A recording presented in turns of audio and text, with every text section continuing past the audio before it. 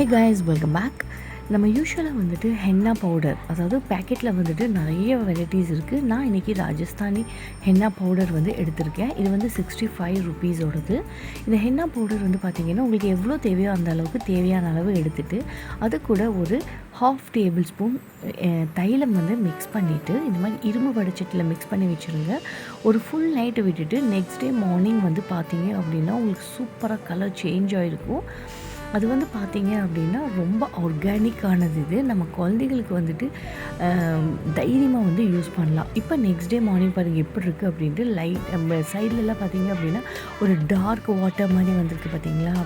So இது வந்து அவ்வளோ நல்ல வாசனையாக இருக்குது. இதை நல்லா மிக்ஸ் பண்ணி விட்டுட்டு நம்ம இதை ஒரு கோனில் போடணும். அந்த கோனில் போடுறதுக்கு வேண்டி நான் இன்றைக்கி வந்துட்டு சப்பாத்தி மாவு கவரை வந்துட்டு கட் பண்ணி அதை வந்து நல்லா டைட்டாக ஒரு கோன் மாதிரி பண்ணி எடுத்துக்க போகிறேன். இதில் வந்து ஒரு 2 இல்லைனா 3 டேபிள் ஸ்பூன் வந்துட்டு இந்த மெஹந்தியை வந்துட்டு நம்ம அதில் விட்டுட்டு நல்லா டைட்டாக பேக் பண்ணிக்கணும்.